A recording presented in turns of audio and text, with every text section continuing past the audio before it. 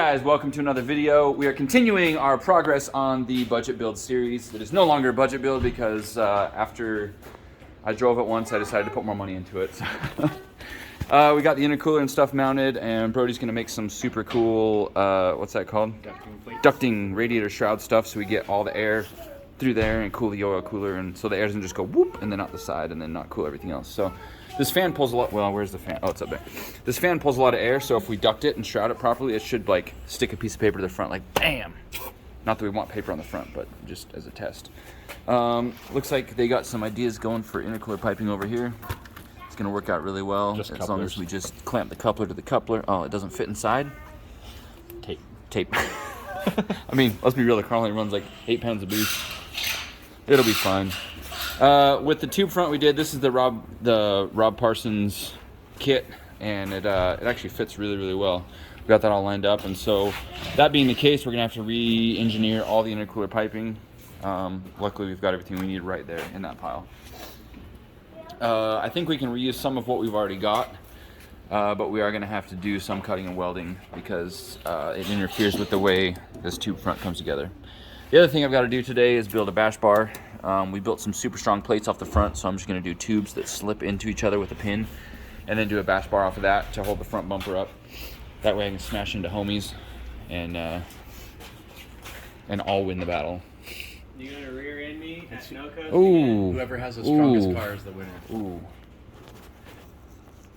Brand new to me bumper. Ooh. You're like, Ooh. man, I'm waiting for that swish, and it's just I was hoping you forgot about that. just came in. It's okay, I hit a wall with that bumper now, so. Oh, yeah. Is that my fault too? No. Come to local events. What? You don't come to local events. I got some sway bar end links from O'Reilly, and we got the sway bar kit from GK Tech, and so I want to install that once we get everything kind of up front, because I think we still got to take this out to paint the lower rad support. But then I'll get this installed, get the sway bar fitted up, make sure that all works, and then probably put on the GK Tech outer tie rods and get that all lined up, and then do an alignment, and then set the arms and all that stuff. But I just keep adding more and more stuff to the list of things to do today, but I don't think it's that bad. All right, guys, so it's time for a little update. I haven't been doing a lot of updates because we've just been grinding, trying to get this done, and last thing on my mind is trying to film the whole process. But we did get the GK Tech sway bar installed. I'm waiting on one end link, but I think it's gonna work pretty well. With the suspension fully compressed, it is touching or not fully compressed, fully drooped. It is touching there, so I might adjust that. I might leave it alone, we'll see. Because this is, you know, if I hit a jump, it'll hit that. But I did set it with it fully drooped, so it's not like stopping it from going any lower. That's the max droop of the coilovers. We got the end link installed on this side, so that's about where it's gonna sit. Tension rod brackets look really good. The front end, we got all the tabs built. Everything's looking really good as far as that goes. Everything has been painted and is drying currently. We did go with a larger intercooler. And then we're actually going to do some ducting. Brody made some side ducting to help direct the air through the radiator, through the intercooler, through the oil cooler, all that stuff. We had to add a little bit of an extension on the bottom of the the radiator, but that looks really good. All in all, I think it's coming together pretty nice. And a couple things I'm excited about is the flex fuel sensor. So we're going to install ethanol. We're going to run on ethanol and have the ECU flex fuel capable. And then I did add a speed sensor back here. This is a Q45 diff with a 350Z speed sensor that bolts right in. So I'm gonna wire that to the ECU, and hopefully that all works out without too much trouble. And then the one other sensor, what am I forgetting? Oh, the boost control solenoid. We're gonna put a Mac valve in there and do electronic boost control if I have time to make that work out. The other thing is we are trying to fix a different turbo to get it to work. Does it slip on there? Yeah, but it seems pretty loose. Yeah. Where's the wheel that came off of that turbo? This turbo? Yeah. It's on the box over there. Let's see if it slips on the other one or if it's too loose. We're trying to put a Chinese wheel on a Garrett turbo to see if it works. No good? No, the Crap. threads are too big. That is going to be an issue. Yeah. Like the shaft diameter is different, huh? Yeah. This is smaller than this, so. Yes, that is a problem for sure. Because that's a fine looking wheel. I'd love to run that on there. Yeah. But, dang.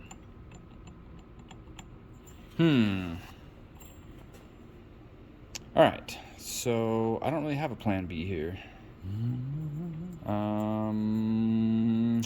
We'll get back to you on that one.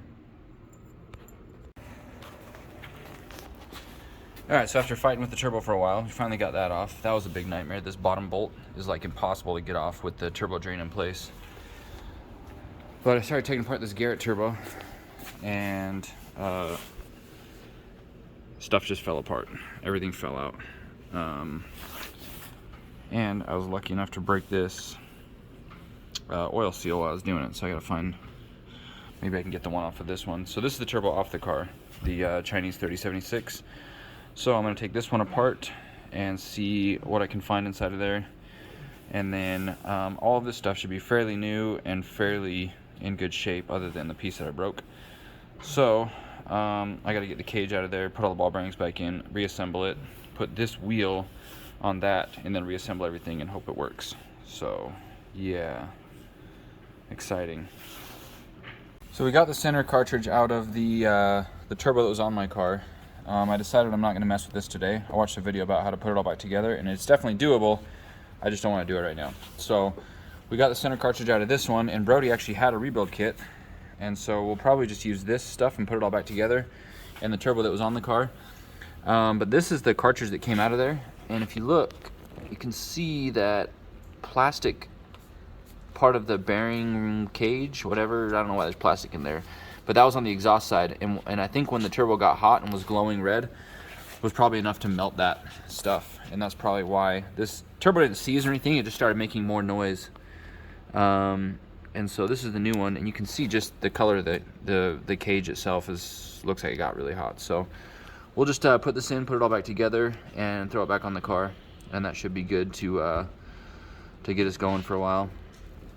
Hopefully it lasts forever, but we'll find out. All right, so we're putting the new cage in the center section, and we gotta line this up when we tap it together.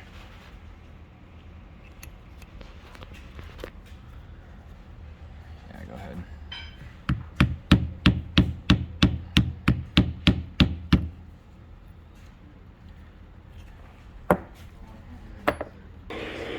So we got the turbo put back together. We put a new rebuild cartridge in the center. Thank you, Brody. He had one. He's like, no, I've had one of these for 4 years. And I'm like, really? So it is unbalanced, but we're gonna take our chances and see what happens with it. I like trying new things. We'll call it that. We're trying new things. Unbalanced turbos. Yeah, we got it bolted up, so everything should go back how it was. And the other thing we had to do, when we put the sway bar in, the mount for the power steering was right in the way of where we had it before. So Brody and Kelly remounted it a little bit higher, so it doesn't interfere with the sway bar. Other than that, it's just like bolt everything back up, put some ethanol in the tank, and then I think we can go off and get bolt the fenders on, all that stuff. But everything else should be pretty dang good. Probably set front toe and then mount wheels and tires. So we're in a pretty good spot to leave for winter jam. But this isn't a winter jam video, so I'm not talking about that. Overall, I think the car's gonna come together pretty well. I'm really excited to get ethanol on and turn the boost up. Just crank it, put some time into it, and see like how crazy you can get. I think we can probably do like 22 to 25 pounds on this turbo comfortably. I guess now that it's unbalanced, it's probably not going to be happy with going at such high RPM. But I do have a spare turbo. I'll probably bring it with us in case we do it at the track. But that's it for now. Finally, we got the whole front end back together. Sorry we haven't done a whole ton of filming, but we're to the point where we're about ready to start it. Everything came together pretty nicely. The one thing we don't have yet is the bash bar. I'm going to work on that in a minute, but we're kind of pushing our time as far as getting ready to go for winter jam. I think everything else is looking pretty good. I'm ready to just start it, warm it up, bleed the coolant, make sure this radiator's good. check all that kind of stuff out. And man, I really can't believe how well this this front tube front fits together, and everything still bolts to it, and like it just works really well. I'm glad we went with this bigger intercooler. I think that's going to make a pretty big difference.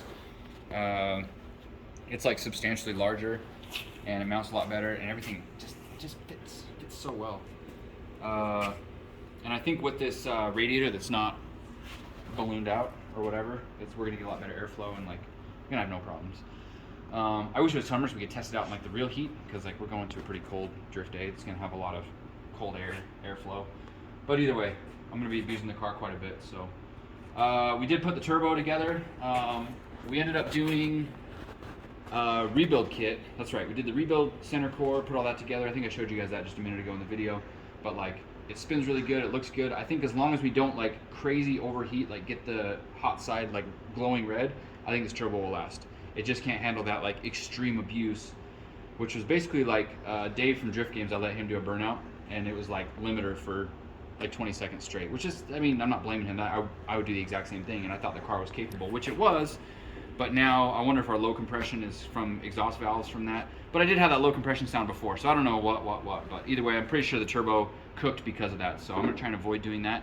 Maybe have an E85 will make a difference. But that's the plan tonight. We're gonna put some E85, run it through the system, make sure the flex fuel sensor's working. I'm gonna call JR, the tuner, and let him do his magic remotely, because we don't really have time to drive down south right now. And then probably go do a few street pulls and see what's up. So that stuff's all looking good. As far as this trip goes, we got to mount some tires and stuff like that. And Jake showed up today. He came down from Idaho, so he's going to go along on Winter Jam and do some filming. And he's been helping me all day get this put together, as well as the boys at the shop here. It was all hands on deck getting this thing ready. Yeah, when we were getting the trailer, like we got back and like everything was like mostly done, so that was cool. Yeah, and there's a foot of snow outside, so we've been dealing with that. It's just like, I was ready to throw in the towel on this trip, because I'm just like, there's so much stuff to do, but like we're at the final stretch now. So that's typical. It's just how drifting goes. Every time I get ready for any event, it's always like last minute type of stuff. I know you guys know how that goes. So yeah, we're gonna keep pushing along, and then once we get it running and stuff, I'll update you guys on what's up. So this is the Garrett turbo that I still have plans to rebuild. It's got its brand new center cartridge and all that stuff. That's really low mileage. I was going to use the wheel from the turbo that's on that car now, but since the wheel's back on that car, I got to find another wheel. But I'm going to rebuild this, and I think this will be a really good Garrett turbo. Maybe I'll order a couple new parts online, but yeah, thanks. Shout out to Trenton for hooking me up with that. They had a piece of air filter go through the turbo on the dyno, brand new turbo. So like that just sucks. I think I showed you guys the wheel. Where did it end up? I don't know. It looked pretty bad though. And Brody had this rebuild kit, luckily, so we got a few spare parts if we need to use some on the Garrett. But I'm trying to use as many original Garrett parts as possible. Take this with us. And this is what came out of that other turbo that was melted. I mean, you can see it's like, it looks cooked. This was the exhaust side, and this is the intake side. So this side got darker, just like, and then the plastic around the bearing melted out. And this turbo wasn't seized. It didn't even have shaft play. It was just like kind of, it made a noise. You could hear it in the engine be like, can't really hear it here, but it definitely spun different than the new cartridge we put in. So I'm gonna call it cooked, definitely. So yeah, we'll get back to it. All right, so I'm trying to salvage what's left of this because I don't want to build a bash bar from scratch right now. So we're kind of like trying to graft this into the tubes that we welded on the front.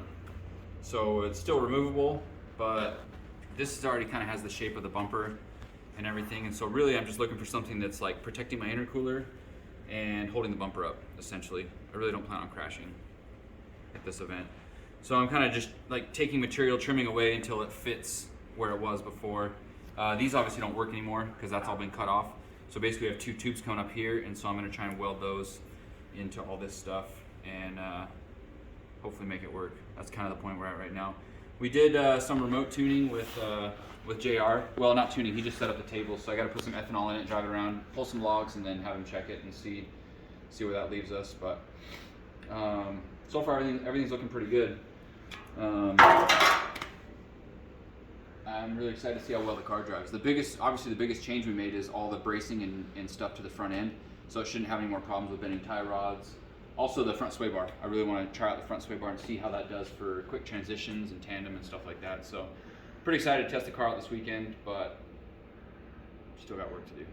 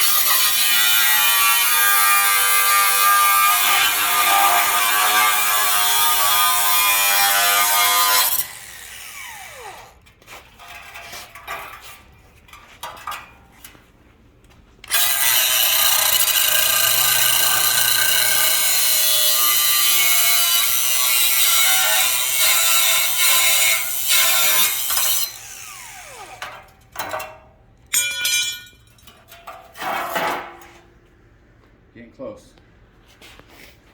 All right, guys, we're done, I think. I haven't driven it yet, but as far as the front end, everything that was wrong with it, suspension-wise, that's it. We're done. I'm ready to go test it and see how well it works out. That'll be for a different video. We're going to Winter Jam right now.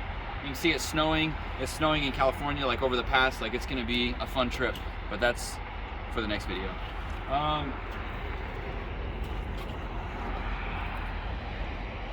That's the end of the video. Thanks for watching, guys. Don't forget to like, subscribe, and follow along, because we'll be putting out some new content. Drift content this time. Next one's a drift video. Bye, guys.